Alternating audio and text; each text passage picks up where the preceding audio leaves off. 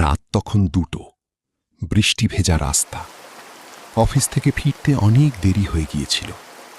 রাস্তার ধারের বাতিগুলো team team করে জ্বলছে। চারিদিকে ঝিঁঝি পোকার ডাক ছাড়া আর কোনো শব্দ নেই। হঠাৎ খেয়াল করলাম রাস্তার পাশে এক বৃদ্ধ দাঁড়িয়ে আছেন, গায়ে চাদর জড়ানো। দয়া করে গাড়িটা থামিয়ে লিফট দিলাম। বৃদ্ধ গাড়ির পেছনের সিটে গিয়ে বসলেন। আয়না দিয়ে দেখলাম উনি নিচের দিকে তাকিয়ে আছেন, মুখটা স্পষ্ট বোঝা যাচ্ছে না।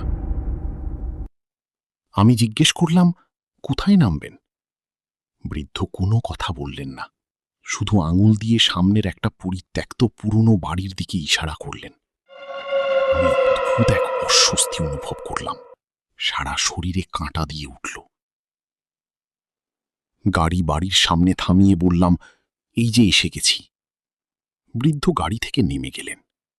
আমি আয়নায় দেখলাম উনি বাড়ির গেটের দিকে হাঁটছেন। কৌতূহল সামলাতে না পেরে আমি গাড়ি থেকে নেমে ওনার দিকে তাকালাম, কিন্তু মুহূর্তের মধ্যে আমার রক্ত হিম হয়ে গেল।